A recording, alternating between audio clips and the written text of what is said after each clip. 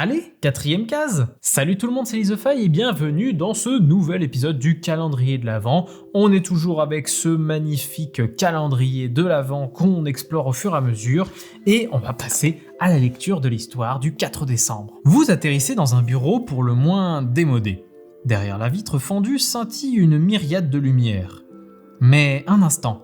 Comment est-ce possible? Vous êtes bien toujours dans le même petit village. Vous vous approchez prudemment de la fenêtre et découvrez en contrebas l'effervescence lumineuse d'une ville s'étendant à perte de vue. Cela vous fait immédiatement penser à Los Angeles et vous avez alors l'impression de regarder à travers la fenêtre d'un building. Auriez-vous été téléporté à plusieurs milliers de kilomètres des montagnes?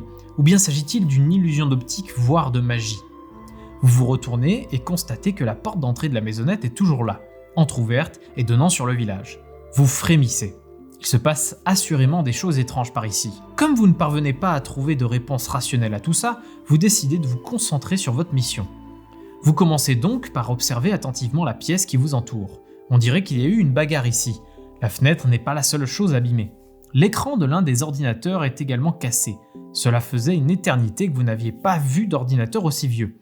Sur un deuxième écran, vous distinguez un logo qui vous semble familier. À votre droite se trouve un ascenseur ouvert, visiblement en panne et couvert de graffitis. Quelqu'un semble avoir utilisé cette pièce pour laisser libre cours à sa colère. Était-ce le voleur? Au mur, vous remarquez un vieux téléphone à cadran, sacrément rétro. On a d'ailleurs arraché le cadran, ce dernier est par terre.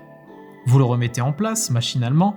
Est-ce que ce téléphone fonctionne encore? Vous essayez alors de composer un numéro comme vous avez vu faire dans les films. Vous placez votre doigt dans l'un des trous et tournez le disque jusqu'à ce qu'il se bloque.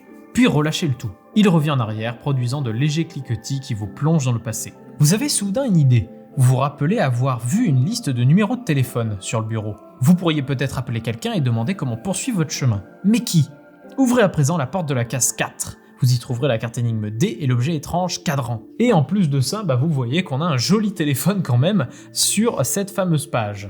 Allez, ouvrons la quatrième case qui est ici. On a effectivement une carte d'énigme avec des numéros dessus et surtout le fameux cadran qu'on pourra poser sur le téléphone qu'on vient de récupérer. Je le dépunch. Maintenant que j'ai fini de dépuncher, on va regarder un peu ce qu'il y a à l'intérieur de cette case. Effectivement, on a l'impression d'être dans un endroit un petit peu pas futuriste, mais grande ville en tout cas. Ici, on a un truc écrit Ipakaikai. Je sais pas, mais en tout cas, je sais pas ce que ça veut dire. On a le fameux bureau avec un ordinateur assez vieux, effectivement, une vitre cassée. Et de l'autre côté, on a le fameux téléphone rouge, ainsi que les différents éléments qui sont à l'intérieur. On a donc un écran pété, des choses comme ça. Il n'y a pas grand chose à voir en soi. Je regarde un peu plus attentivement, mais il me semble pas que j'ai vu quoi que ce soit qui a l'air de relier une énigme. Là, on a le répertoire des numéros abrégés. Donc on a le chef, l'hôte d'accueil, l'expert comptable, le fournisseur. Je sais pas si ça va vraiment nous aider pour être honnête. J'ai des chiffres qui sont là et notamment j'ai un 3 qui est censé être vert, un 2 qui est censé être blanc, un 4 rouge, voilà, des choses comme ça. En tout cas, on place ça un petit peu comme le jeu aimerait qu'on le place, c'est-à-dire avoir tous les chiffres dessus. Et je suppose que le 3, en fait, il faudrait que je l'amène là. Il y a un stop quand même ici, donc je suppose que ça peut quand même servir. Les énigmes de téléphone, ça m'a jamais réussi. Je pense notamment au téléphone de l'Escape Book Cthulhu. Ça, jamais, j'aime pas. Mais on va voir, peut-être que c'est pas si compliqué. Ah, ou alors c'est un truc du genre, tac, et le vert arrive sur le 6, le 2, le blanc arrive sur le 8, 6, 8 et 4, donc le rouge arrive sur le 2. 6, 8, 2, je vais essayer ça mais ça m'étonnerait quand même. 6, 8 et 2. 6, 8, 2, on arrive sur droite, droite, droite et ça correspond. Vous sentez le visage dubitatif là? Parce que si c'est juste ça, je me sens très con. Attendez, je vais essayer un autre numéro avec la logique que j'ai pris. La logique que j'ai pris, pour rappel, c'est juste, je mets le truc dans sa position de base, je prends le chiffre par exemple de l'hôte d'accueil 4, donc le chiffre il est là, mais je regarde le jaune, donc je déplace le 4 jusqu'au stop, et le jaune m'indique 3, donc le premier chiffre c'est 3, 3, 3, 7, et là ça fait bas gauche, donc là ça marche pas effectivement. Je vais essayer les autres combinaisons, je reviens vous voir après. Donc ouais, toutes les combinaisons, il n'y en a qu'une seule qui marche, deux qui marchent complètement pas, c'est-à-dire qu'on arrive soit sur des stops, soit sur des vides, et un dernier qui donne un code qui ne fonctionne pas. Je refais le code de tout à l'heure pour vérifier que j'ai pas fait de conneries. Puis en rouge, ça donne 2.